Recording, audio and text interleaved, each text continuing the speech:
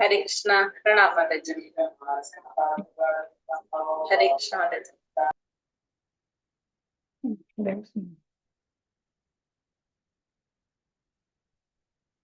ഹരേ കൃഷ്ണ.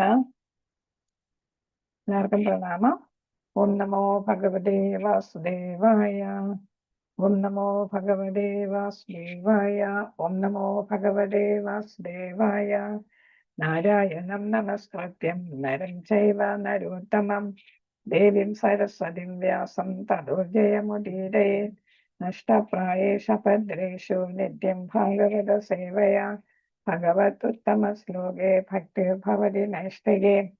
മൂകം കരോതി വാചാലം പങ്കം ലംഘയതേ ഗിരം യത്കൃപാതമഹം വന്ദേ ശ്രീഗുരും ദീനതാരിണം ശ്രീചൈതന്യമീശ്വരം പരമാനന്ദമാധവം. ഓം അജ്ഞാനതിമിരാന്ധസ്യ ജ്ഞാനാഞ്ജനശലാകയാ ചക്ഷുരുന്മീലിതം യേന തസ്മൈ ശ്രീഗുരവേ നമഃ. ശ്രീചൈതന്യമനോഭീഷ്ടം സ്ഥാപിതം യേന ഭൂതലെ സ്വയം രൂപകഥാ മഹ്യം ദദാതി സ്വപദാന്തികം. നമോ ഓം വിഷ്ണുപാദായ കൃഷ്ണപ്രേഷ്ഠായ ഭൂതലെ ശ്രീമതേ ജയപതാക സ്വാമിനിധി നാമിനി. നമാചാര്യപാദായ നിധായ കൃപപ്രദായിനി ഗൗരകഥാമതായ നഗരഗ്രാമതാരിണി. നമോ ഓം വിഷ്ണുപാദായ കൃഷ്ണപ്രേഷ്ഠായ ഭൂതലെ ശ്രീമതേ ഭക്തിവേദാന്ത സ്വാമിനിധി നാമിനി. നമസ്തേ സരസ്വതേ ദേവേ ഗൗരവാണി പ്രചാരിണേ നിർവിശേഷ ശൂന്യവാദി പാശ്ചാത്യദേശതാരിണേ. ജയ ശ്രീകൃഷ്ണ ചൈതന്യ പ്രഭു നിത്യാനന്ദ ശ്രീ അദ്വൈത ഗദാധര ശ്രീവാസാദി ഗൗരഭക്തവൃന്ദ. ഹരേ കൃഷ്ണ കൃഷ്ണ കൃഷ്ണ ഹരേ ഹരേ ഹരേ രാമ രാമ രാമ ഹരേ ഹരേ. ഹരേ കൃഷ്ണ കൃഷ്ണ കൃഷ്ണ ഹരേ ഹരേ ഹരേ രാമ രാമ രാമ ഹരേ ഹരേ. ഹരേ കൃഷ്ണ കൃഷ്ണ കൃഷ്ണ ഹരേ ഹരേ ഹരേ രാമ രാമ രാമ ഹരേ ഹരേ. ഹരേ കൃഷ്ണ. ശ്രീ ശ്രീരാധന്റെ ഭക്തി സദാചാർ ക്ലാസ്സിലേക്ക് എല്ലാവർക്കും സ്വാഗതം. എല്ലാവർക്കും പ്രണാമം. ഹരേ കൃഷ്ണ. ഹരേ കൃഷ്ണ മാതാജി. ഹരേ കൃഷ്ണ.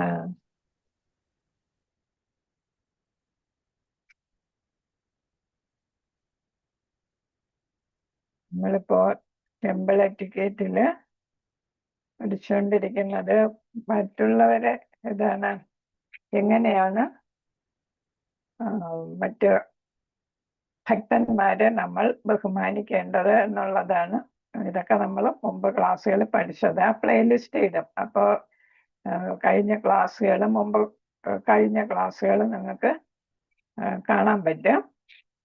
പ്ലേലിസ്റ്റ് തയ്യാറാക്കിക്കൊണ്ടിരിക്കുക. മണിഭൂഷണ മാധവജി ഉടനെ അത് ഇടും. ഇപ്പൊ തിരക്കായത് കാരണമാണ്. ഹരേ കൃഷ്ണ. അത് നമ്മളെടുത്ത് കഴിഞ്ഞതാണ്.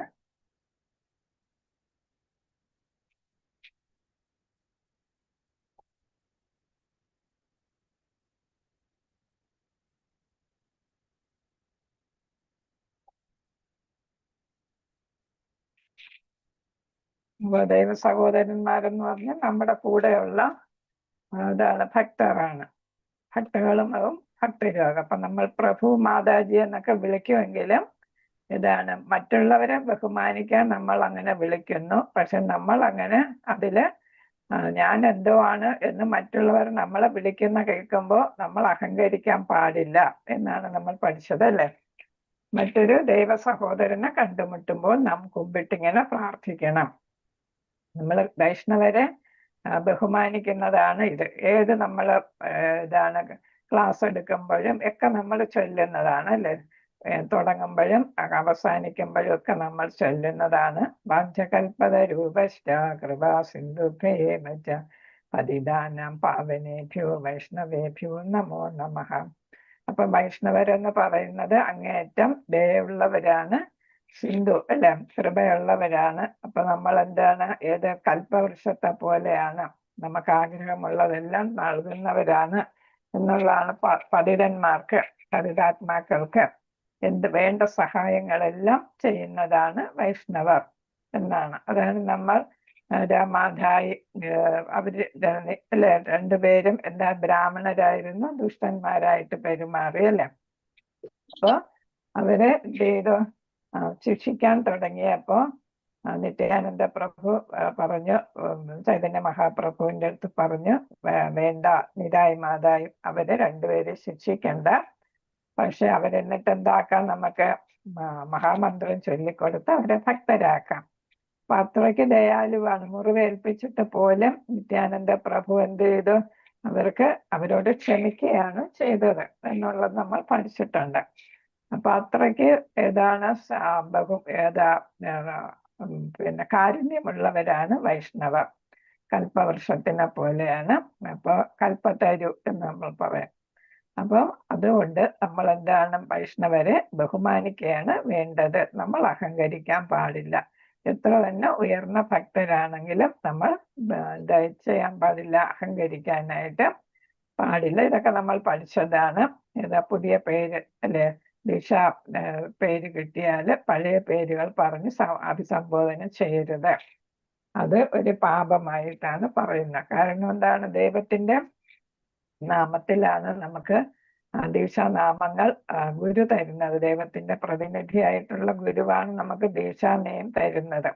അപ്പൊ പിന്നെ നമ്മൾ ആ പേരിലെ വിളിക്കാവൂ എന്നുള്ളതാണ്. അല്ലാത്ത പഴയ പേരില്, ഭൗതികമായിട്ടുള്ള പേരില് വിളിക്കുന്നത് ഇതറിഞ്ഞിട്ട് നമ്മൾ അല്ലാതെ ചിലപ്പോ ദേഷ്യത്തില് ചിലരങ്ങനെ പറയും. അപ്പൊ അങ്ങനെ ചെയ്യാൻ പാടില്ല എന്നാണ് ഇതില് പറയുന്നത്. ദീക്ഷാനയം ഉണ്ടെങ്കിൽ ദീക്ഷാനയമിൽ തന്നെ അവരെ അഭിസംബോധന ചെയ്യണം. ഹരേ കൃഷ്ണ. ഇനി ഇത് മുതലാണ് നമുക്ക് പഠിക്കേണ്ടത്. ഒരു ഭക്തൻ ഭക്തി സേവനത്തിൽ നിന്ന് അകന്നു പോയിട്ടുണ്ടെങ്കിൽ, ഗണ്യമായ കാലയളവിൽ ഭക്തരുടെ സഹവാസത്തിൽ നിന്ന് വിട്ടുപോയിട്ടുണ്ടെങ്കിൽ അയാൾ മായയിൽ അകപ്പെട്ടു എന്നാണ് പറഞ്ഞത്. ഇത് നമ്മൾ പഠിച്ചതാണെന്ന് തോന്നുന്നു അല്ലേ. സ്ത്രീകളുമായിട്ടുള്ള ഇടപാട് എന്താണ്, സ്ത്രീകളെ ബഹുമാനിക്കണം, പക്ഷെ അത്യാവശ്യം മാത്രമേ ഭർത്താവ് ഭാര്യയെ എന്നുള്ള തരത്തിൽ മാത്രമേ ആകാവൂ. അല്ലാത്ത സ്ത്രീകളെ എല്ലാം അമ്മയായിട്ട് കണക്കാക്കണം അല്ലേ. അപ്പം പൂജാതി കാര്യങ്ങൾക്ക് അവശ്യം അവര് വേണ്ടി വരുമ്പോ മാത്രം അവരുമായിട്ട് പെരുമാറുക എന്നുള്ളത്. അപ്പൊ എപ്പോഴും ബഹുമാനിക്കുന്ന രീതിയിലായിരിക്കണം അവരോട് സംസാരിക്കേണ്ടത്. ഇപ്പൊ ഇത് പറയുന്നുണ്ട് അല്ലെ, വിവാഹം ആലോചിക്കുന്ന ഭക്തർ തമ്മിലുള്ള, ഇന്നിപ്പം മണിഭൂഷിത മാതാജി പറഞ്ഞതാണ് അല്ലെ, അങ്ങനെ പ്രൈസ് അങ്ങനെ നാമനിഷ്ഠ പ്രഭു ഒരു സംവിധാനം കൂടെ വന്നിട്ടുണ്ട്. നമ്മളെ ഭക്തർ തമ്മിൽ വിവാഹം കഴിക്കാൻ ആഗ്രഹിക്കുകയാണെങ്കിൽ അതിനുള്ള തയ്യാറെടുപ്പുകൾ ക്ഷേത്രത്തിൽ നിന്ന് ചെയ്തു തരാം എന്ന് പറഞ്ഞിട്ടുണ്ട് അല്ലെ. അപ്പൊ അല്ലാതെ ഓടിപ്പോയി രജിസ്റ്റർ മാരേജ് ചെയ്യുകയല്ല വേണ്ടത്.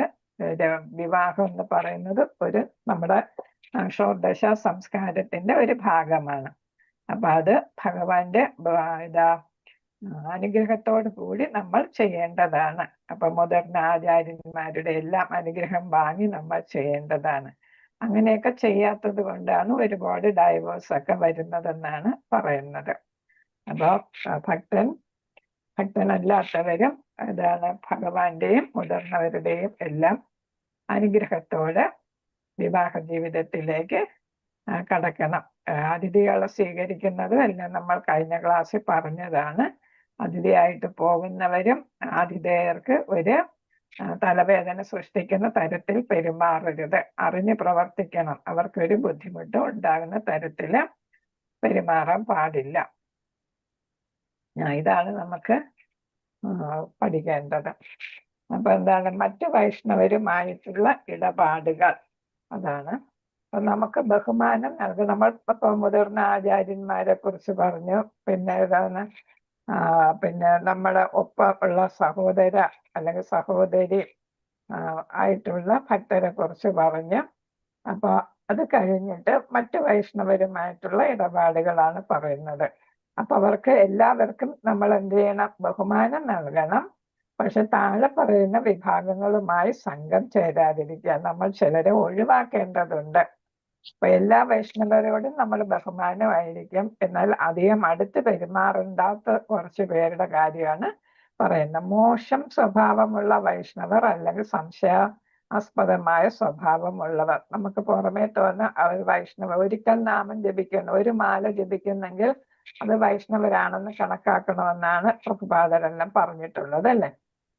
അപ്പൊ അവർ മാല ജപിക്കുന്നുണ്ടാവും, പക്ഷെ അവരുടെ സ്വഭാവം അത്ര നല്ലതായിരിക്കത്തില്ല. എന്ന് വെച്ചാല് പരസ്ത്രീ ബന്ധം അല്ലെങ്കിൽ പിന്നെ ഏതാണ് മദ്യസേവ അങ്ങനെയൊക്കെ ഉള്ളവരായിരിക്കും, അല്ലെങ്കിൽ വല്ലവരുടെ മുതലൊക്കെ കട്ട് എടുക്കുന്നവരായിരിക്കാം അല്ലേ.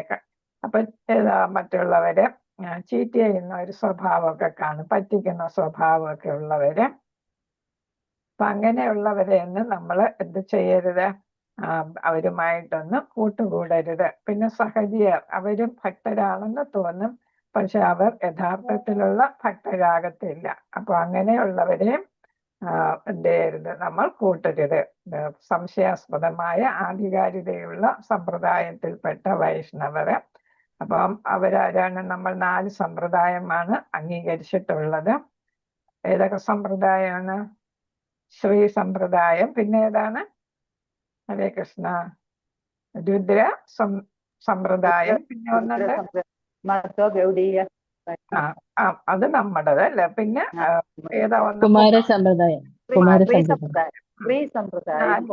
രുദ്ര ശ്രീ ലക്ഷ്മി ദേവിയുടെ രുദ്ര ശിവ കുമാരനാഥനകാദികൾ അവര്. പിന്നെ ഇതാണ് ബ്രഹ്മ മാധ്വ ഗൗഡിയ സമ്പ്രദായമാണ് നമ്മുടേത് അല്ലേ.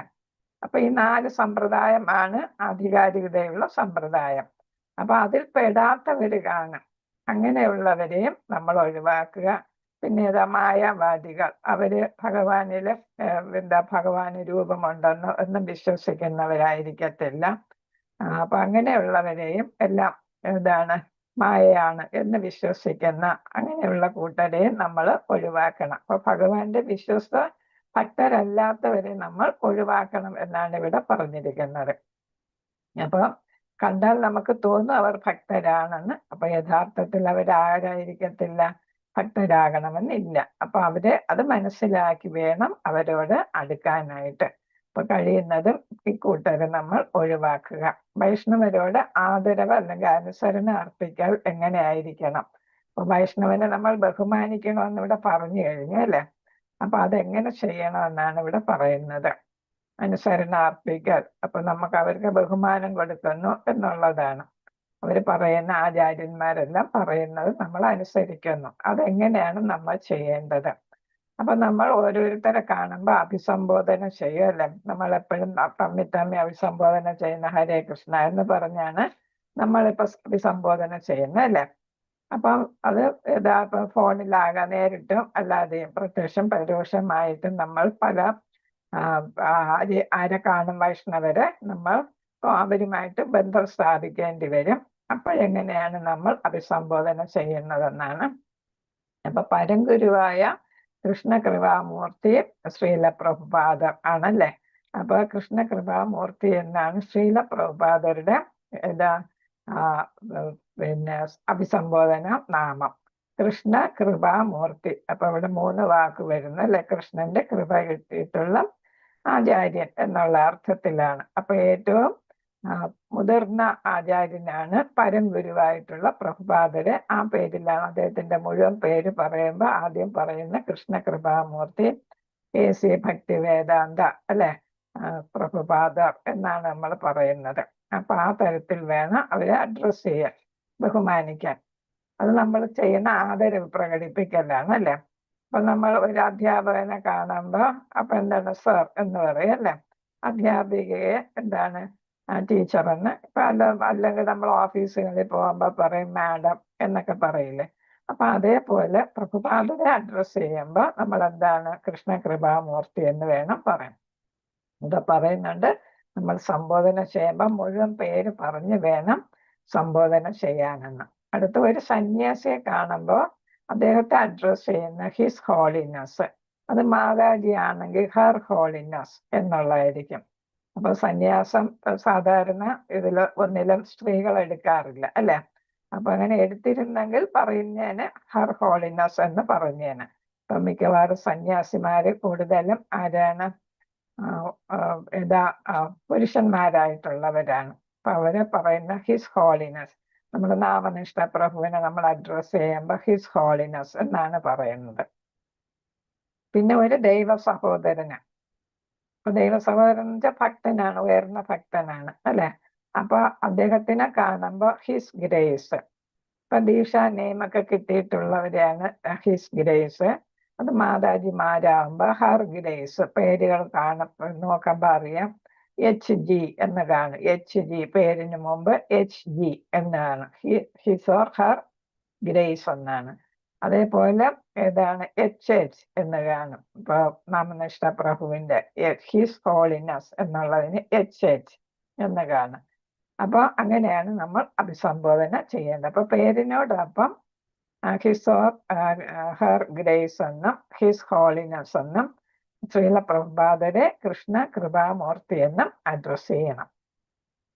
ഗുരുവിനെ അദ്ദേഹത്തിന്റെ ആഗ്രഹങ്ങൾക്കനുസരിച്ച് അഭിസംബോധന ചെയ്യണം. ഇപ്പം മുഴുവൻ പേര് പറയണ്ട എന്ന് പറയുകയാണെങ്കിൽ അതാകാം. അല്ലാതെ നമ്മൾ സാധാരണയായിട്ട് ഗുരുവിനെ കുറിച്ച് പരസ്യമായി സംസാരിക്കുമ്പോൾ പൂർണ്ണമായ സംബോധന രീതിയാണ് അഭിസംബോധന. ആ രീതിയിലാണ് അഭിസംബോധന ചെയ്യേണ്ടത്. ഇപ്പൊ നമ്മൾ ഉയർന്ന ആചാര്യനെ കാണുമ്പോൾ ഇൻഫോർമലായിട്ടല്ലേ നമ്മൾ സംസാരിക്കുകയാണെങ്കിൽ ഏത് വേണ്ട പ്രഭുജി എന്ന് നമ്മൾ പറഞ്ഞാൽ മതി. അല്ലെങ്കിൽ സാധാരണ നമ്മളിപ്പം അങ്ങനെയാണ് ചെയ്യുന്നത്, മാതാജി പ്രഭുജി എന്നാണ് പറയുക അല്ലെ. അല്ലാതെ നമ്മൾ എന്താണ് അല്ലാത്ത രീതിക്ക് ഫോർമലായിട്ടുള്ള സംസാരം വരുമ്പോ എന്ത് പറയും, നമ്മൾ ഈ അഡ്രസ് എല്ലാം ചേർത്ത് വേണം പറയാൻ. ഇത് ആദരവ് അല്ലെങ്കിൽ ആദരവ് പ്രകടിപ്പിക്കുന്ന നാമങ്ങളാണ് Krishna Kripamurti, his holiness, his grace എന്നൊക്കെ വരുന്നത്. ആ പേരിൽ വേണം നമ്മളിപ്പോ ഒരു മാതാജി ക്ലാസ് എടുക്കാൻ അതിന് നമ്മൾ മെസ്സേജ് കൊടുക്കുന്നു. അപ്പൊ മുഴുവൻ പേരായിരിക്കും കൊടുക്കുക, ഇന്ന മാതാജി അല്ലെങ്കിൽ ഇന്ന പ്രഭുജി. അപ്പൊ അവിടെ മുഴുവൻ പേരിലായിരിക്കും നമ്മൾ പേരാണ് കൊടുക്കുന്നത്. അടുത്തൊരു ദേവ സഹോദരന്റെ പേരിന് മുമ്പ് ശ്രീമാൻ, അത് നമ്മൾ സാധാരണ നമ്മൾ കണ്ടുവരുന്ന ശ്രീമതി, ശ്രീമാൻ അല്ലെ, എന്നും ചേർക്കാം എന്നാണ് സാധാരണ. എന്താ ചേർക്കേണ്ടത്? ഏതാണ് ദീക്ഷ എടുത്തിട്ടുള്ളവരാണെങ്കിൽ ഹിസ് ഗ്രേസ് എന്നോ ഹർ ഗ്രേസ് എന്നോ കൊടുക്കണം. അല്ലാതെ വരുമ്പോ ഏതാണ് ശ്രീമാൻ, അല്ലെങ്കിൽ ഇപ്പൊ മാതാജിമാരാണെങ്കിൽ ശ്രീമതി. അപ്പൊ ബ്രഹ്മചാരി ആണെങ്കിൽ പേരിന് മുന്നേ ബ്രഹ്മചാരി എന്നും ചേർക്കണം. ഇവിടെ കൃഷ്ണദാസ ബ്രഹ്മചാരി എന്നിവിടെ ഉദാഹരണം കൊടുത്തിരിക്കുന്നു. അപ്പൊ പേരിന് മുന്നേ എന്നാണ് പറഞ്ഞെങ്കിലും ഇതാ നമ്മൾ ബ്രഹ്മചാരി കൃഷ്ണദാസ് എന്ന് പറയാം, അല്ലെങ്കിൽ കൃഷ്ണദാസ് ബ്രഹ്മചാരി എന്ന് കൊടുക്കാം. അതുപോലെ ഒരു ഗൃഹസ്ഥന് അധികാരി എന്നാണ് കൊടുക്കുക, അധികാരി. അപ്പൊ ഇതൊക്കെ നമ്മുടെ മലയാളത്തിലുള്ള പേരുകളാണ് അല്ലെ. അധികാരി എന്ന് വെച്ചാൽ ഒരു ഉന്നത അധികാര സ്ഥാനത്തിരിക്കുന്ന ആളിന്. മുമ്പൊക്കെ ഇവിടെ കേരളത്തില് റവന്യൂ ആയിട്ടൊക്കെ ബന്ധപ്പെട്ട് വരുന്നവരെയൊക്കെ അധികാരി എന്നൊക്കെ വിളിച്ചിരുന്നു. അപ്പൊ ഒരു ഗൃഹസ്ഥനാണെങ്കിൽ പേരിന്റെ കൂടെ ഏത് ചേർക്കണം? അധികാരി എന്ന് ചേർക്കണം. വെറുതെ അല്ല, ഭക്തനായിട്ടുള്ള അല്ലെ, ദൈവ സഹോദരനായ ഒരു ഗൃഹസ്ഥനെയാണ് അധികാരി എന്നും, അതേപോലെ തന്നെ ദൈവ സഹോദരനായ ബ്രഹ്മചാരിയാണെങ്കിൽ അദ്ദേഹത്തിന് ബ്രഹ്മചാരി എന്നും കൂടെ പേരിന്റെ കൂടെ ചേർക്കേണ്ടതുണ്ട്. പിന്നെ ഒരു സന്യാസിയെ ഏത് പേരിലാ വിളിക്കുന്ന? നമ്മൾ മഹാരാജ്. നമ്മളിപ്പം ജയപതാക മഹാരാജ് എന്നാണ് പറയുന്നത് അല്ലെ. മഹാരാജ് എന്നോ അല്ലെങ്കിൽ സ്വാമി എന്നോ, ചിലപ്പോൾ നമ്മൾ എഴുതുന്ന ജയപതാക സ്വാമി എന്നും പറയും അല്ലെ. അപ്പൊ ആ രണ്ട് പേരിലും വിളിക്കാവുന്നതാണ്. അല്ലെങ്കിൽ ഗോസ്വാമി. ഗോസ്വാമി എന്ന് പറയുന്നത് നമ്മൾ പഠിച്ചത് ആരാണ് ഗോസ്വാമി? ഹരേ കൃഷ്ണ. ഗോസ്വാമി ആരാണ്? ആരെയാണ് ഗോസ്വാമി എന്ന് വിളിക്കുക? ഇന്ദ്രിയങ്ങളെ ഇന്ദ്രിയങ്ങളെ ജയിച്ചവന് നമ്മൾ ഗോസ്വാമി എന്ന് വിളിക്കും അല്ലെ. ഷഡ് ഗോസ്വാമിമാർ അല്ലെ. അപ്പൊ വൃന്ദാവനം എല്ലാം വീണ്ടും കണ്ടെടുത്ത് ഷഡ് ഗോസ്വാമിമാർ. അപ്പൊ അവരെയൊക്കെ ഗോസ്വാമി എന്നാണ് വിളിക്കുന്നത്. അപ്പൊ അത്രയ്ക്ക് പവിത്രമായിട്ടുള്ള സ്ഥാനത്തെത്തിയവരാണവർ അല്ലെ. അപ്പൊ നമ്മൾ ബഹുമാനം അതേപോലെ തന്നെ കൊടുക്കുകയും വേണം. ഇപ്പൊ വൈഷ്ണവരെ കുറിച്ച് പേരുകളൊക്കെ ഒന്ന് ഓർത്തിരിക്കണം. എന്താന്ന് വെച്ചാല് ഇന്നാളൊരു ക്ലാസ് ഇസ്കോൺ മംഗലാപുരത്തിൽ നിന്ന് എടുത്തപ്പോ തന്നെ വേറൊരു ഇസ്കോണിൽ നിന്ന് വന്ന ഒരു മഹാരാജാണ് ക്ലാസ് എടുത്തത്. അപ്പൊ ചോദ്യോത്തര വേളയിൽ പലരും പ്രഭുജി പ്രഭുജി എന്ന് വിളിച്ച് അഡ്രസ് ചെയ്ത് ചോദ്യം ചോദിച്ചപ്പം എന്ത് പറഞ്ഞു? ഞാൻ മഹാരാജാണ് എന്ന് പറഞ്ഞു. അപ്പൊ അഭിസംബോധന ചെയ്യേണ്ടത് എങ്ങനെയാണ്? സന്യാസി ആയതുകൊണ്ട് മഹാരാജ് എന്ന് അഭിസംബോധന ചെയ്യണം. അത് ഒരു ഉയർന്ന തസ്തികയാണ്, ഒരു ഉയർന്ന സ്ഥാനമാണ് അല്ലെ. അപ്പൊ അതുകൊണ്ട് ആ പേരിൽ തന്നെ അഡ്രസ് ചെയ്യണമെന്ന് പറഞ്ഞ് കറക്റ്റ് ചെയ്യുകയുണ്ടായി. അപ്പോൾ അങ്ങനെ നമ്മൾ ഇവിടത്തൊക്കെ ഇന്ത്യയിലെ തമിഴ്നാട് കർണാടകയിലോ ഉള്ള ഒരു മഹാരാജാണ്. നല്ലവണ്ണം ക്ലാസ് എടുക്കേണ്ടായി, സ്പെഷ്യൽ ക്ലാസ്, ഞായറാഴ്ചയുള്ള ഒരു ക്ലാസ്സിന്. അടുത്ത വൈഷ്ണവരെ കുറിച്ച്, അപ്പൊ അത് കാരണം നമ്മൾ ഈ പേരുകളൊക്കെ മനസ്സിലാക്കി വെക്കണം. ആരെ കാണുമ്പോൾ എങ്ങനെ വിളിക്കണം എന്നുള്ളത്, അഡ്രസ് ചെയ്യണം എന്നുള്ളത് നമ്മൾ അറിയണം, അല്ലെങ്കിൽ ചിലപ്പോൾ അവർക്ക് ഇഷ്ടപ്പെടത്തില്ല. വൈഷ്ണവരെ കുറിച്ച് ശ്രീല രൂപ ഗോസ്വാമി ഉപദേശാമൃതത്തിൽ പറഞ്ഞു, അത്തരമൊരു ഭക്തനെ ഭൗതിക വീക്ഷണകോണിൽ നിന്ന് കാണരുത്. തീർച്ചയായും ഒരു ഭക്തന്റെ താഴ്ന്ന കുടുംബത്തിൽ ജനിച്ച ശരീരം, മോശം നിറം, വികലമായ ശരീരം, അല്ലെങ്കിൽ രോഗബാധിതമായ അല്ലെങ്കിൽ ബലഹീനമായ ശരീരം എന്നിവ എപ്പോഴും അവഗണിക്കണം എന്ന് പറഞ്ഞു. അപ്പൊ നമ്മൾ ഏത് ശ്ലോകത്തിലാണ് അത് പഠിച്ചത്? ഹരേ കൃഷ്ണ. ശരീരത്തിനെ നോക്കണ്ട എന്ന് പഠിച്ചത് ഏതുകൊണ്ട്? ഏത് ശ്ലോകത്തിലാണ്? ഹരേ കൃഷ്ണ, ആർക്കറിയാം?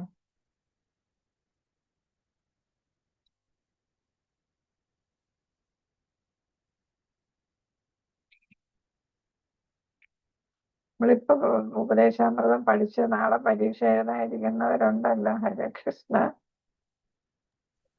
എന്താ മാതാജി ക്വസ്റ്റ്യൻ ചോദിച്ചത്? വാചോവേഗാണോ മാതാജി? ഉപദേശാമൃതത്തിലെ ഏത് ശ്ലോകമാണ് ഇതാ ഭക്തനെ ഭൗതിക വീക്ഷണകോണിൽ നിന്ന് കാണരുത് എന്ന് പറഞ്ഞതെന്നാണ്?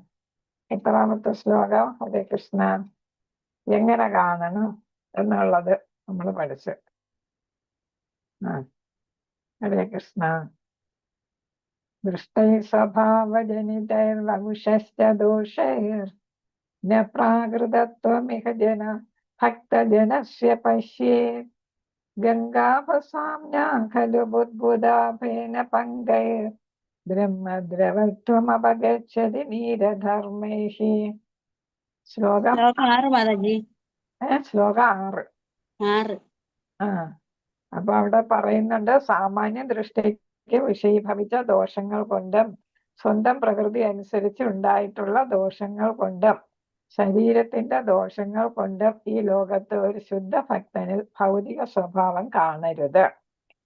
വെള്ളത്തിന്റെ സ്വഭാവമായ കുമിള, നുര ഇവയെല്ലാം ഗംഗാജലത്തിൽ മഴക്കാലത്ത് കാണുമെങ്കിലും ഗംഗാജലത്തിന്റെ പവിത്രത ഒട്ടും കുറയുന്നില്ല എന്നാണ് അല്ലെ. അതേപോലെ ഒരു ഭക്തന് നമ്മൾ ജഗന്നാഥദാസ് ബാബാജിയുടെ പടം ഒന്ന് കാണിക്കുകയും ചെയ്തു, ഇങ്ങനെ കൂനിയിരിക്കുന്നു അല്ലെ. അപ്പൊ നമ്മുടെ ഗുരു പരമ്പരയിൽ വരുന്ന അഞ്ചാമത്തെ, താഴേന്ന് പോകുമ്പോ 5ാമത്തെ ഗുരുവായിട്ടാണ് വരുന്നത്. അപ്പൊ അദ്ദേഹം ഏതാണ്? നല്ല കൂനുള്ള ആളാണ്. അപ്പൊ അങ്ങനെ ഇരിക്കുന്നെന്ന് വെച്ചിട്ട് അദ്ദേഹം എന്താണ്? ഒരു പരമഭക്തനായിരുന്നു എന്നാണ്. അദ്ദേഹം ആരെയും ശിഷ്യന്മാരായിട്ടൊന്നും സ്വീകരിക്കാൻ പോലും ആയിരുന്നില്ല എന്നാണ്. പരമഭക്തനാണെന്ന് വെച്ചാൽ അത്രയ്ക്ക് ഭഗവാന് മാത്രം ചിന്തിച്ചുകൊണ്ടിരുന്ന പരമഭക്തനായിരുന്നു. അപ്പൊ പറയുന്നുണ്ട്, ചിലർ അംഗവൈകല്യം ചോദിച്ചു വാങ്ങുമെന്ന് നമ്മൾ പഠിച്ചിട്ടുണ്ട് അല്ലെ. കാരണം എന്താ? ഭഗവാനോട് പ്രാർത്ഥിക്കും, എനിക്ക് ഇന്ന വൈകല്യം ആയിട്ട് ഞാൻ ജനിക്കട്ടെ എന്ന് വെച്ചാൽ എന്താണ്? മറ്റുള്ളവര് ശ്രദ്ധിക്കരുത്, മറ്റുള്ളവര് ശരീരത്തിൽ ആകൃഷ്ടരാകരുത്. അപ്പൊ ശരീരത്തിന് അത്രത്തോളം പ്രാധാന്യം ഇല്ല എന്ന് കാണിക്കുകയാണ്. അപ്പൊ നല്ലൊരു ശരീരം വേണ്ട എന്ന് പറഞ്ഞ് ജന്മമെടുക്കുന്ന പരമഭക്തരും ഉണ്ടെന്നാണ്. അപ്പൊ അങ്ങനത്തെ കൂട്ടത്തിലാണ് ആര് വരുന്നത്? ജഗന്നാഥദാസ് ബാബാജിയൊക്കെ വരുന്നത്. അപ്പോ അത് കാരണം അദ്ദേഹം പരമഭക്തനാണ്. പക്ഷെ അദ്ദേഹത്തിന്റെ ശരീരം കണ്ടിട്ട് ആരും അദ്ദേഹം മോശമാണ് എന്ന് ചിന്തിക്കരുത് എന്നാണ്. അപ്പൊ ശരീരം മോശമായിരിക്കാം, വൈകല്യങ്ങൾ ഉണ്ടായിരിക്കാം, കറുപ്പ് നിറമൊക്കെ ആയിരിക്കാം, നല്ല നിറമൊന്നും ആയിരിക്കത്തില്ല, കാണാൻ അത്ര സുന്ദരനൊന്നും ആയിരിക്കത്തില്ല, അല്ലെങ്കിൽ അസുഖങ്ങൾ ഉണ്ടായിരിക്കാം, പല പല അസുഖങ്ങൾ ഉണ്ടായിരിക്കാം. എന്ന് വെച്ചിട്ട് എന്തെല്ലാതാകുന്നില്ല? പരമഭക്തനാകുന്നില്ല, ആകാതിരിക്കുന്നില്ല എന്നാണ് ഇവിടെ പറയുന്നത്. അപ്പൊ ഒരു ഭക്തന്റെ നിറമോ ശരീരമോ, പിന്നെ ചിലരെന്താണ് ജാതി നോക്കും അല്ലേ. മറ്റൊരു വ്യക്തി മോശ രൂപം, താഴ്ന്ന ജനനം, താഴ്ന്ന കുടുംബത്തിൽ ജനിച്ചിരിക്കും, താഴ്ന്ന വിദ്യാഭ്യാസം, ഭൗതികമായിട്ടുള്ള വിദ്യാഭ്യാസം അല്ലേ, അത് കുറവായിരിക്കും, കോളേജിലും ഒന്നും പഠിച്ചിട്ടുണ്ടാവില്ല. പക്ഷെ അവര് ആത്മീയമായിട്ട് വളരെ ഉയർന്നതായിരിക്കും അല്ലേ. അപ്പൊ നമ്മൾ ശ്രീരംഗം ക്ഷേത്രത്തിൽ തന്നെ ചൈതന്യ മഹാപ്രഭു അവിടെ സന്ദർശനം നടത്തിയപ്പോ ഒരു ഭക്തൻ അവിടെ ഇരുന്ന് ഭഗവത്ഗീത തിരിച്ചു വെച്ച് വായിക്കുന്നതൊക്കെ കണ്ടു അല്ലേ. അപ്പൊ തിരിച്ചു വെച്ച് വായിക്കുന്നു, തലകീഴായിട്ട് വെച്ച് വായിക്കുന്നു. എന്നിട്ട് എന്താണ്, നല്ലതായിട്ട് ചൊല്ലുന്നുണ്ട്. പിന്നെ എന്താണ്, കണ്ണീരൊക്കെ ഇങ്ങനെ ഒഴുകുന്നു. അപ്പൊ ഇദ്ദേഹത്തെ കണ്ടപ്പോ ചൈതന്യ മഹാപ്രഭുവിന് വളരെ ഇഷ്ടമായി. ഇപ്പൊ ചോദിച്ചു, ഭഗവത്ഗീതയിൽ ഏത് ഭാഗമാണ് താങ്കൾക്ക് ഏറ്റവും ഇഷ്ടം എന്ന് ചോദിച്ചപ്പോൾ അദ്ദേഹം പറഞ്ഞത്, എനിക്ക് എഴുത്തും വായനയൊന്നും അറിഞ്ഞൂടാ, എന്റെ ഗുരു പറഞ്ഞു ഭഗവത്ഗീത എന്നും വായിക്കണമെന്ന് ഇവിടെ ക്ഷേത്രത്തിൽ വന്ന്, അതുകൊണ്ട് ഞാൻ ചെയ്യുന്നതാണ്. എനിക്കപ്പോ എല്ലാം ഒരുപോലെ തന്നെ, ഏത് ഭാഗമെന്ന് പറയാനില്ല. കാരണം എന്താണ്, ഇത് ഭഗവാന്റെ വാണിയാണ് അല്ലേ. അതിന് നല്ലതേത് ചീത്തയേത് എന്നുള്ളതില്ല. പിന്നെന്താണ്, അദ്ദേഹം വിദ്യാഭ്യാസം ഇല്ലെങ്കിലും പരമഭക്തനായിരുന്നു അല്ലേ. അപ്പൊ അതുകൊണ്ടാണ് ഭക്തി കൂടുമ്പോഴാണ് നമുക്ക് ശരീരത്തിൽ ചില മാറ്റങ്ങൾ വരുന്നതെന്ന് പഠിച്ചു. ചിലപ്പോൾ കൈവിറയ്ക്കുക അല്ലെ, പിന്നെ കരയുക, ഇതുപോലെ വിലപിക്കുക, പിന്നെ ബോധം കെട്ട് വീഴുക അല്ലെ, അങ്ങനെയൊക്കെയുള്ള ഭാവവ്യത്യാസങ്ങൾ ചിലപ്പോൾ ഉണ്ടാകും. അത് ചൈതന്യ മഹാപ്രഭുവിനും പലപ്പോഴും ഉണ്ടായിട്ടുള്ളതാണ്. അതേപോലെ ഈ ഭക്തനും കരയുന്നു. അപ്പൊ അത് എന്തിന്റെ ലക്ഷണമാണ്, ഭക്തി. നമ്മൾ തന്നെ ക്ഷേത്രത്തിൽ പോകുമ്പോൾ ചിലപ്പോൾ പ്രാർത്ഥന ചെയ്യുമ്പോൾ അറിയാതെ നമ്മൾ കരയും. പക്ഷെ നമുക്ക് ശരിക്കുള്ള ഭക്തി കൊണ്ടല്ല, വേറെ എന്തെങ്കിലും സങ്കടം ഉണ്ടായിരിക്കും. എന്നാൽ അത് നമുക്ക് അനുഭവപ്പെട്ടിട്ടുണ്ട് അല്ലേ. അപ്പൊ ഒരു ശരിക്കുള്ള ഭക്തന്റെ അനുഭവം എന്തായിരിക്കും, നമ്മൾ വല്ലപ്പോഴും ഇങ്ങനെ പോയി പ്രാർത്ഥിക്കുമ്പോൾ തന്നെ നമുക്ക് സങ്കടം വന്ന് നമ്മൾ കരച്ചിലോന്റെ വക്കത്തോളം എത്തുന്ന തരത്തിൽ പ്രാർത്ഥിക്കുമ്പോൾ, ഒരു ശുദ്ധ ഭക്തൻ ഭഗവാനെ പിരിഞ്ഞിരിക്കുമ്പോ അല്ലെങ്കിൽ ഭഗവാനോട് അതീവ ഭക്തി തോന്നുമ്പോൾ അവരുടെ വികാരം എന്തായിരിക്കും എന്നുള്ളതാണ് നമ്മൾ ആലോചിക്കേണ്ടത്. ഹരേ കൃഷ്ണ. അപ്പൊ ഭഗവാനെ സേവിക്കുന്ന ഏതൊരു വൈഷ്ണവനെയും നമ്മൾ വിശുദ്ധനായിട്ട് കാണണം. അദ്ദേഹത്തിന്റെ ശരീരം, നിറമോ ജാതിയോ അല്ലെ, വിദ്യാഭ്യാസമോ അംഗവൈകല്യമോ ഒന്നും നമ്മൾ കണക്കാക്കേണ്ടതില്ല എന്നുള്ളതാണ്. ഒരു വൈഷ്ണവനെ ഒരു പ്രത്യേക ജാതിയിലോ മതത്തിലോ ജനിച്ചവനായി കണക്കാക്കുകയോ സാധാരണക്കാരനാണെന്ന് കരുതുകയോ ചെയ്യുന്നത് നരകതുല്യമായ മാനസിക അവസ്ഥയാണെന്ന് ശാസ്ത്രങ്ങളിൽ പറഞ്ഞിട്ടുണ്ട്. മാനസികാവസ്ഥ നമുക്കാണ്, നമ്മുടെ മനസ്സ് അത്രയും മോശമായിട്ടുള്ള ഒരവസ്ഥ, നരകതുല്യം എന്ന് വെച്ചാൽ അധമമായിട്ടുള്ള ഒരു മാനസിക അവസ്ഥയാണ് നമ്മുടേത്. അതുകൊണ്ടാണ് ഒരു ഉത്തമ ഭക്തനെ കാണുമ്പോൾ നമുക്ക് ഈ തരത്തിലുള്ള വിചാരങ്ങൾ വരുന്നത് എന്നാണ്. നമ്മൾ ഇത് ഉപദേശാമൃതത്തിൽ തന്നെ നമ്മൾ പഠിച്ചിട്ടുണ്ട്. കനിഷ്ഠാധികാരി, മധ്യമാധികാരി, ഉത്തമാധികാരി അല്ലെ. അപ്പൊ ഒരു ഉത്തമാധികാരിയെ കാണുമ്പോൾ അദ്ദേഹം ഏതാണ് പ്രത്യേക വികാരങ്ങളൊന്നും കാണിക്കത്തില്ല. ഒരു ഭക്തനെ കാണുമ്പോൾ അദ്ദേഹം എല്ലാം എല്ലാം നിറഞ്ഞ ഒരാളാണ് അല്ലെ, ഭക്തിയിൽ അങ്ങേറ്റം എത്തിയ ആളാണ്. അപ്പൊ അദ്ദേഹത്തിന്റെ മാനസികാവസ്ഥ ഏറ്റവും ഉയർന്ന തരത്തിലുള്ളതാണ്. കാരണം എന്താണ്, അദ്ദേഹം എല്ലാം ഒരേപോലെ കാണുന്നതാണ്. ആളുകളെ കണ്ടാലൊന്നും അദ്ദേഹത്തിന് ഒരു വ്യത്യാസവും കാണത്തില്ല. അദ്ദേഹം കാണുന്ന എല്ലാവരും സമഭാവനയോടെയാണ് കാണുന്നത് അല്ലെ. അപ്പൊ നമ്മളെ കാണുമ്പോൾ എന്താണ്, നമ്മുടെ ഹൃദയത്തിലുള്ള പരമാത്മാവിനെയും നമ്മുടെ ശരീരത്തിനുള്ളിലുള്ള ആത്മാവിനെ ആയിരിക്കും കാണുന്നത്. അതൊരു മൃഗത്തിനെ കണ്ടാലും അദ്ദേഹം അതേപോലെ ആയിരിക്കും കാണുന്നത്. അതൊരു നായയുടെ രൂപമായിരിക്കും, അല്ലെങ്കിൽ പന്നിയുടെ രൂപമായിരിക്കും, ആ രൂപത്തെ അദ്ദേഹം കാണത്തില്ല. അദ്ദേഹം ദർശിക്കുന്നത് അതിനകത്ത് വാഴുന്ന പരമാത്മാവിനെ, ആത്മാവിനെ ആയിരിക്കും. അപ്പൊ നമുക്കെന്താണ്, ഇദ്ദേഹം ചില ഭക്തരെന്താണ് ഷോ ഉണ്ട് അല്ലേ. അപ്പൊ ഇദ്ദേഹം ഒന്നും ഷോ ഇല്ല. കാരണം എന്താ, അദ്ദേഹം അത്രയ്ക്ക് ഉയർന്ന തലത്തിലെത്തിയാണ്, ആധ്യാത്മിക തലത്തിലെത്തിയത് കൊണ്ട്. അപ്പൊ നമുക്ക് തോന്നും, പ്രത്യേകിച്ച് ഒരു കനിഷ്ഠ അധികാരി കാണുമ്പോ തോന്നും ഇതൊരു സാധാരണക്കാരനാണ് എന്ന് തോന്നും. അതേസമയം മധ്യമാധികാരി ഇദ്ദേഹത്തെ കണ്ടാല് വേർതിരിച്ച് അറിയാനായിട്ട്, അദ്ദേഹത്തിന് വേർതിരിച്ച് മനസ്സിലാക്കാനായിട്ട് സാധിക്കും. അതുകൊണ്ടാ പറയുന്നത്, നമ്മൾ കനിഷ്ഠാധികാരിയായിട്ട് നിൽക്കരുത്, നമ്മൾ മധ്യമാധികാരിയായിട്ട് ഉയരണം. എങ്കിലേ നമുക്ക് ഭക്തിയുടെ പല വശങ്ങളും ഭക്തരെയും ഒക്കെ തിരിച്ചറിയാനായിട്ട് നമുക്ക് സാധിക്കും. എന്ത് ചെയ്യണം, ചെയ്തുകൂടാ എന്നൊക്കെ മനസ്സിലാക്കാനായിട്ട് നമ്മൾ ഭക്തിയിൽ ഉയരണം എന്നുള്ളത്. ഒരു വൈഷ്ണവൻ ഇവിടെ പറയുന്നത് നമ്മൾ ഏതൊക്കെ തരത്തും ബഹുമാനിക്കണം എന്നാ പറഞ്ഞത് അല്ലേ? അതേസമയം ബഹുമാനിക്കാൻ പാടില്ലാത്ത സാഹചര്യങ്ങളെ കുറിച്ചാണ് ഇതിൽ പറയുന്നത്. ഒരു വൈഷ്ണവൻ കുളിക്കുമ്പോഴോ ഇപ്പൊ ഒരു ഉന്നത ഭക്തനായിരിക്കാം, ആചാര്യനായിരിക്കാം, അദ്ദേഹം എന്ത് ചെയ്യുന്ന ദേഹശുദ്ധി വരുത്തുകയായിരിക്കും, അല്ലെങ്കിൽ യാഗത്തിനായി വിറവ് ശേഖരിക്കുകയായിരിക്കും, പൂജയ്ക്ക് വേണ്ടിയിട്ട് പൂക്കൾ പറിക്കുകയായിരിക്കും, പൂജയ്ക്ക് വേണ്ടിയിട്ട് വെള്ളം കൊണ്ടുപോകുന്നതായിരിക്കും, അല്ലെങ്കിൽ പ്രസാദം കഴിക്കാതിരിക്കുക എന്ന് വെച്ചാൽ പ്രസാദം കഴിക്കുന്ന സമയത്തായിരിക്കും. ആ സമയത്തിന് അദ്ദേഹത്തെ വണങ്ങാൻ പാടില്ല. ബൃഹത് നാരദീയ പുരാണം അതിനെ വിലക്കുന്നു. അപ്പൊ ഏതൊക്കെ സന്ദർഭങ്ങളിലാണ് ഒരു ആചാര്യനെ അല്ലെങ്കിൽ ഉന്നത ഭക്തനെയൊക്കെ നമ്മൾ എന്ത് ചെയ്യാൻ പാടില്ല? ബഹുമാനിക്കാൻ പാടില്ലാത്തത്. അത് സാധാരണ ഭക്തനാണെങ്കിലും ഇത് ബാധകമാകും.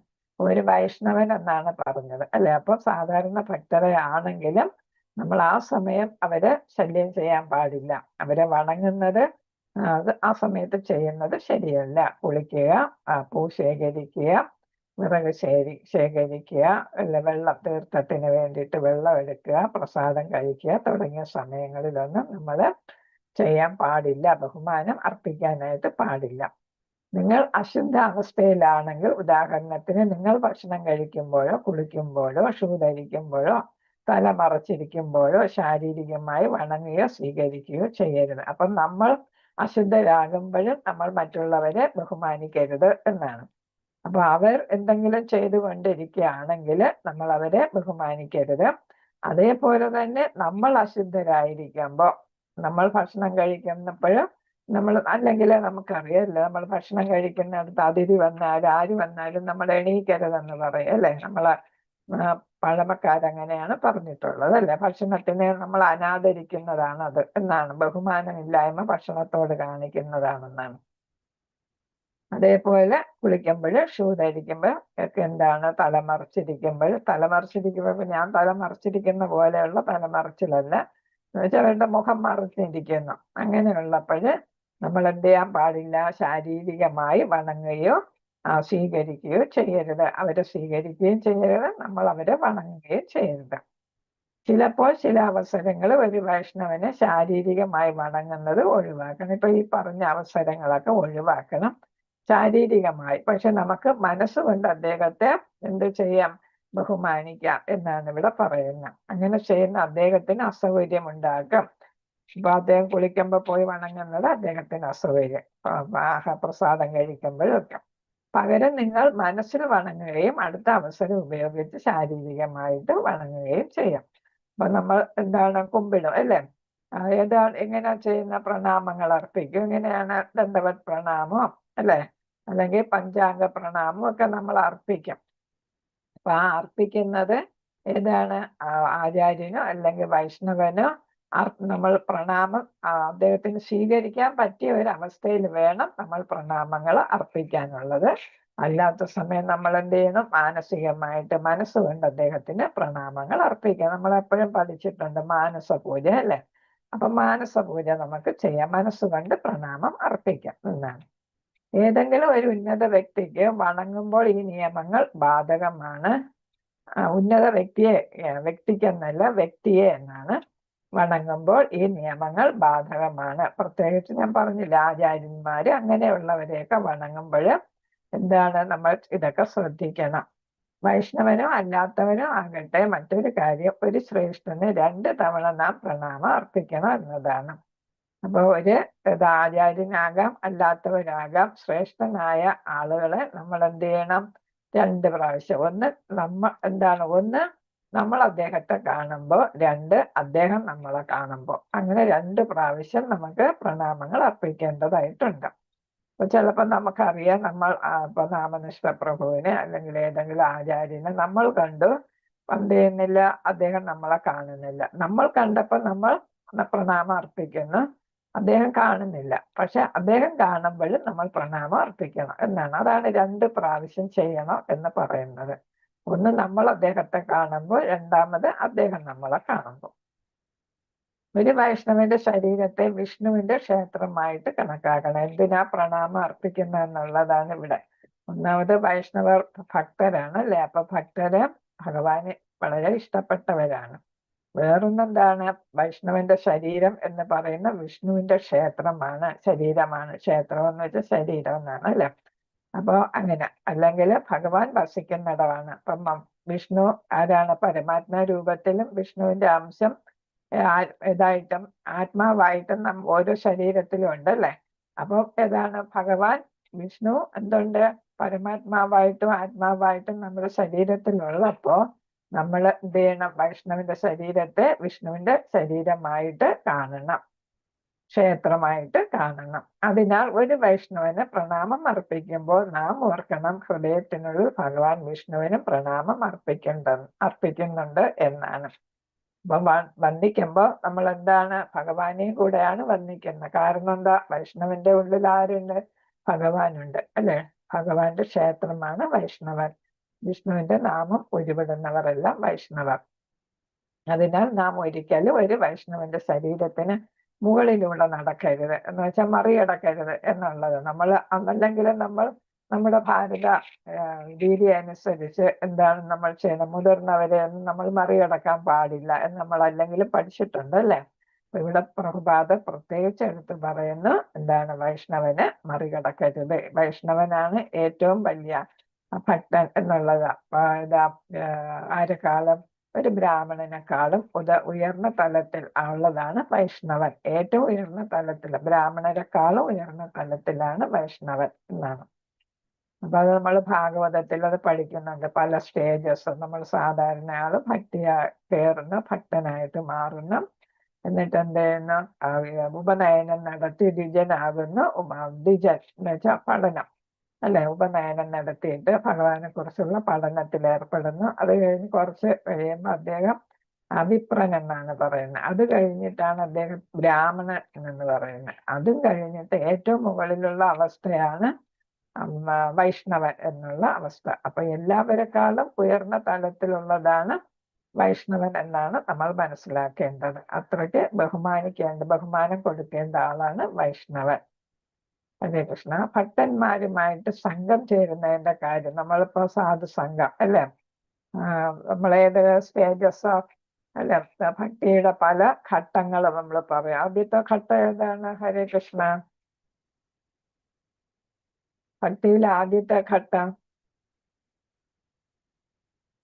9 ഘട്ടങ്ങളുണ്ടല്ലോ. സാധുസംഘ, ഭജന, ശ്രവണം, കീർത്തനം. ആദ്യത്തെ അത് പിന്നെ നമ്മൾ ഭക്തിയുടെ സേവനങ്ങളേവാ എന്നുള്ളതാണ്. അല്ലാതെ 9 ഘട്ടങ്ങൾ പഠിച്ചല്ല, ഉപദേശാമൃതത്തിലും പഠിച്ചതാണ്. ഹരേ കൃഷ്ണ. ആദ്യം ശ്രദ്ധ അല്ലെ, വിശ്വാസം. അടുത്ത ഏതാണ്? സാധുസംഘം. സാധുസംഘം. പിന്നെ ഭജനക്രിയ. പിന്നെ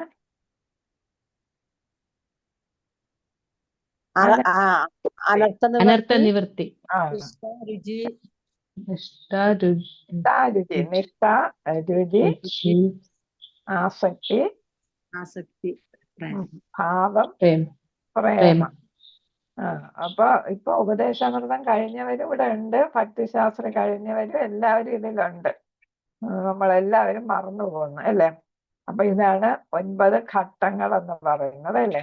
അപ്പൊ ശ്രദ്ധ എന്ന് വെച്ചാൽ വിശ്വാസം. അത് കഴിഞ്ഞിട്ടാണ് വരുന്നത്, അടുത്തുടനെ വരുന്ന വിശ്വാസം വരുമ്പോഴാണ് നമ്മൾ ഭക്തരുമായിട്ട് കൂടുതൽ അടുക്കുന്നത് അല്ലെ.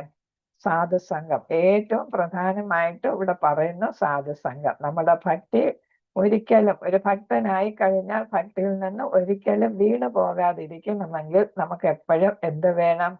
സാധുസംഘം വേണം എന്നുള്ളതാണ്. ഇപ്പൊ നമ്മൾ ചെയ്തുകൊണ്ടിരിക്കുന്നത് സാധുസംഘമാണ് അല്ലെ. എല്ലാവരും ഭക്തരാണ് അല്ലെ.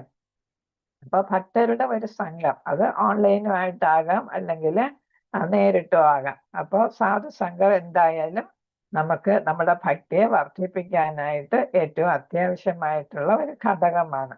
അല്ലെങ്കിൽ നമ്മൾ പല കാര്യങ്ങളും പഠിച്ചതെല്ലാം മറന്നു പോകും. അത് നമുക്ക് പരിശീലിക്കണമെങ്കിൽ സാധുസംഘം വേണം. കൂടുതൽ ഭഗവാനെ കുറിച്ച് കേൾക്കാനും അല്ലെ, ഭഗവാന്റെ കഥകൾ കേൾക്കാം, ഭഗവാന്റെ ലീലകൾ കേൾക്കാം, നമുക്ക് അവതരിപ്പിക്കുന്നത് കാണാം. ഓരോരുത്തരൊക്കെ അവതരിപ്പിക്കും, അത് കാണാം. ഭഗവാന്റെ സങ്കീർത്തനം നടത്തും. കൂട്ടത്തിൽ വരുമ്പോഴാണ് നമ്മൾ ഒരുമിച്ച് സങ്കീർത്തനം നടത്തുക അല്ലെ. അതൊക്കെ ഭയങ്കര ശക്തിയുള്ളതാണ്. സങ്കീർത്തനം എന്ന് പറയുമ്പോൾ നമ്മൾ തന്നെ അറിയാം, ക്ഷേത്രത്തിലൊക്കെ പോകുമ്പോൾ അവിടെ ഏതാണ് വാദ്യമേളം തുടങ്ങുമ്പോൾ തന്നെ എന്ത് ചെയ്യുന്നു, നമുക്ക് എന്തോ ഒരു വൈബ്രേഷൻ വരും അല്ലേ നമ്മുടെ ഇതില് ശരീരത്തിൽ തന്നെ. അപ്പൊ നമ്മൾ എന്താണ് കൂടുതൽ കൂടുതൽ ഉറക്കെ ഒക്കെ നമ്മൾ നാമം ജപിക്കാനൊക്കെ തുടങ്ങും അല്ലെ, കീർത്തനം ചൊല്ലാനൊക്കെ തുടങ്ങുന്നതാണ് അപ്പോഴും. അപ്പൊ നമുക്ക് ഏതാണ് ഒരു പ്രത്യേക അന്തരീക്ഷമാണ് ഈ കൂട്ടത്തിൽ നമ്മൾ ഓരോന്നും ചെയ്യുമ്പോഴും. അപ്പൊ അതിന് സാധുസംഘം അത്യാവശ്യമാണ്. അപ്പൊ നമ്മൾ ഭക്തിയില് താഴോട്ട് വീഴാതിരിക്കാനും ഭക്തിയിൽ വളരെയധികം ഉയരത്തിൽ വരാനും സാധുസംഘം. അതേപോലെ ഓരോരുത്തർ അങ്ങോട്ടും ഇങ്ങോട്ടും ഭഗവാനെ കുറിച്ച് പറയും, ഞാൻ ഇത്ര മാല ജപിക്കുന്നുണ്ട് എന്ന് പറയും, അല്ലെങ്കിൽ ഞാൻ ഇന്ന ഇത് ഭഗവാന്റെ ലീല വായിച്ചു അല്ലെങ്കിൽ കണ്ടു, ഭാഗവതം കേട്ടു എന്നൊക്കെ നമ്മൾ പറയത്തില്ല. അപ്പൊ അങ്ങനെയൊക്കെ പറയുന്നതും വായിച്ചു കേട്ടു എന്നൊക്കെ പറയുന്നത് നമ്മളെ ഭക്തി. അപ്പൊ മറ്റുള്ളവർക്കും തോന്നുക എനിക്കും ഇതൊക്കെ ചെയ്യണം, ചെയ്യാത്ത ആളാണെങ്കിൽ തോന്നുക എനിക്കും ഇതൊക്കെ ചെയ്യണം. അപ്പൊ അങ്ങനെ ആള് എന്ത് ചെയ്യാൻ തുടങ്ങും, ഭാഗവതം വായിക്കാനും കേൾക്കാനും ഭഗവത്ഗീത വായിക്കാനും കൃഷ്ണന്റെ ലീലകൾ കേൾക്കാനും ഒക്കെ അങ്ങനെ ശ്രദ്ധിക്കും, കീർത്തനങ്ങൾ ചൊല്ലാനും ഒക്കെ ഉണ്ട്. അതിനപ്പോ സത്സംഗം അത്യാവശ്യമാണ്. അതാണ് സാധുസംഘം എന്ന് പറയുന്നത്. സത്ത് സംഘം. അസത്ത് എന്ന് പറയുമ്പോൾ ഭഗവാനെ പ്രകീർത്തിക്കാത്ത, ഭഗവാനെ ബഹുമാനിക്കാത്ത അല്ലെ, അതാണ് അസത് സംഘം. അത് നമ്മൾ ഒഴിവാക്കണമെന്നാണ് നമ്മൾ നേരത്തെ കണ്ടത്. അപ്പൊ സത്സംഗം എന്നാൽ ഭക്തർ ശാരീരികമായി ഒത്തുചേരുന്നു എന്നല്ല, ആ സഹവാസത്തിൽ ചെയ്യുന്നത് എന്താണ് എന്നതാണ് പ്രധാനം. അപ്പൊ നമ്മൾ ഒന്നിച്ചു കൂടുന്നു, പക്ഷെ നമ്മൾ എന്താണ് ചെയ്യുന്നത്, നമ്മൾ ഇതുപോലെ ഭഗവാന്റെ കാര്യങ്ങളൊക്കെ പറയുന്നു അല്ലെ, അതാണ് പ്രധാനം എന്നാണ്. അല്ലാതെ വെറുതെ നമ്മൾ ലൗകിക കാര്യങ്ങൾ, മാതാജിമാരാണെങ്കിൽ പെട്ടെന്ന് സാരിയുടെയും ആഭരണത്തിന്റെയും അങ്ങനെയൊക്കെയുള്ള കാര്യങ്ങൾ, പുരുഷന്മാരാണെങ്കിൽ പ്രഭുമാരാണെങ്കിലും ഏതാണ് രാഷ്ട്രീയ കാര്യങ്ങളും അങ്ങനെയുള്ളതൊക്കെ ചർച്ച ചെയ്യും അല്ലെ, ലോക കാര്യങ്ങളൊക്കെ ചർച്ച ചെയ്യും. അതാണ് നമ്മൾ ഉപദേശാമൃതത്തിൽ പഠിച്ചതാണ് പ്രജൽപ അല്ലെ. തവള എന്താണ് പേക്രോം എന്ന് രാത്രി വിളിച്ച് ചൊല്ലി എന്തിനാ പാമ്പിനെ വിളിച്ചു വരുത്തുന്നു നമ്മൾ പഠിച്ചു അല്ലെ.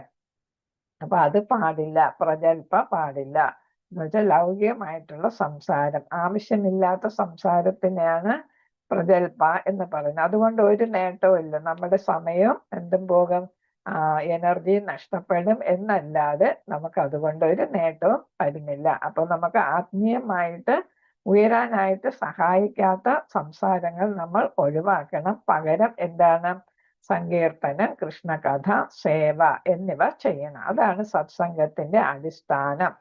പ്രത്യേകിച്ചുള്ള സങ്കീർത്തനം, നമ്മളിപ്പോ ക്ഷേത്രത്തിലൊക്കെ മംഗളാരതിയൊക്കെ ആകുമ്പോ എന്താണ് നടത്തുക, എല്ലാം സങ്കീർത്തന രൂപത്തിലാണ് നടത്തുന്നത്. ചൈതന്യ മഹാപ്രഭു തന്നെ അത് നടത്തി കാണിക്കുകയായിരുന്നു ചെയ്തത് അല്ലെ.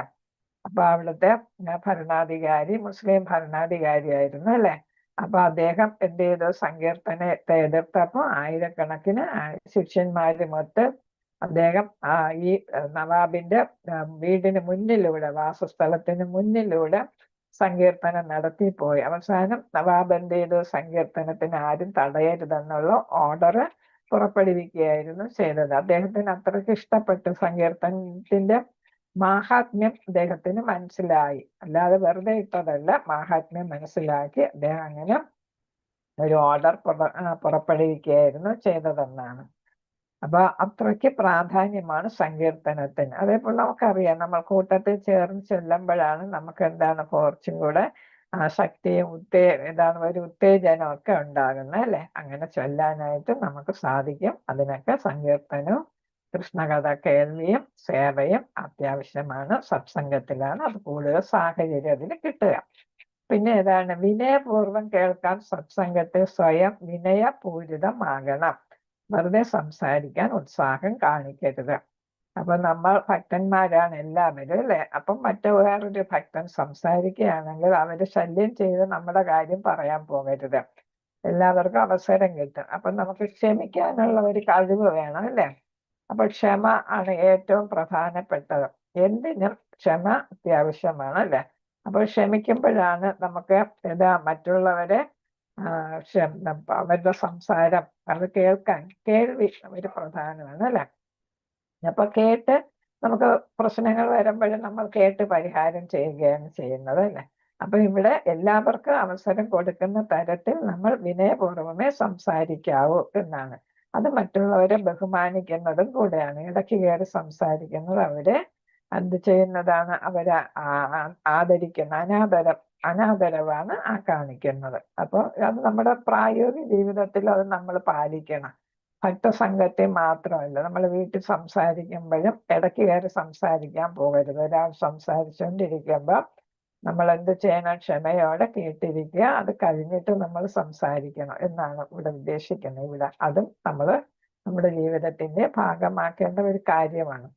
ഭക്തരുടെ സത്സംഗമാണ് നമ്മുടെ ഏറ്റവും വിലപ്പെട്ട സ്വത്ത്. അതില്ലാതെ നമ്മുടെ ജീവിതം വരണ്ടതും അർത്ഥശൂന്യവുമായിട്ട് തീരുന്നു. അപ്പൊ നമ്മൾ ഭഗവത്ഗീത എല്ലാം പഠിച്ചു, ഭാഗവതം എല്ലാം നമ്മൾ എന്ത് ചെയ്യുന്നു, കേൾക്കുന്നു, വായിക്കുന്നു. പക്ഷെ സത്സംഗം ഇല്ലെങ്കിൽ എന്ത് നടക്കത്തില്ല, നമ്മൾ വായിച്ചതും കേട്ടതും ഒന്നും പ്രയോജനമില്ലാതെ പോകും. കാരണം എന്താണ്, ആരെങ്കിലുമായിട്ട് ആരോടെങ്കിലും അതൊക്കെ സംസാരിക്കുകയും ചർച്ച ചെയ്യുമ്പോഴും ഒക്കെയാണ് നമുക്ക് അതിന്റെ പ്രയോജനം വരുന്നത് അല്ലേ. കേട്ട കാര്യം മറ്റുള്ളവർക്ക് പകർന്നു കൊടുക്കാനും ഒക്കെ സാധിക്കും. അപ്പൊ അങ്ങനെ വരുമ്പോഴാണ് കൂടുതൽ ഭക്തി വരുന്നത്. നമ്മളൊരു കാര്യം പഠിച്ചത് മറ്റുള്ളവർക്ക് പകർന്നു കൊടുക്കുന്നത് ഭക്തി കൂടാനായിട്ട് ഇടയാക്കാം. നമ്മൾ കൃഷ്ണാവബോധം പ്രചരിപ്പിക്കലാണത്, ഇൻഡയറക്റ്റ് ആയിട്ടല്ലേ. അവബോധം പ്രചരിപ്പിക്കുക, ഭഗവാനെ കുറിച്ച് പറയുമ്പോൾ കൃഷ്ണാവബോധ സേവയാണത് ഒരു തരത്തില്. അപ്പൊ അതുകൊണ്ട് അല്ലെങ്കിൽ എന്താണ്, ജീവിതം വരേണ്ടതും അർത്ഥശൂന്യമായിട്ട് മാറും. പതിവായി സഹവസിച്ചില്ലെങ്കിൽ ഒരാൾ കൃഷ്ണാവബോധത്തിൽ നിന്ന് അകന്നു പോകുമെന്ന് ഉറപ്പാണ്. നമ്മളിപ്പോ ആഴ്ചയിൽ ഒരിക്കൽ ക്ലാസ്സും ഒക്കെ വെക്കുമ്പോ തന്നെ പലരും കയറുന്നില്ല. ചിലർ പറഞ്ഞു മറന്നുപോയി എന്നല്ലേ പറയാം.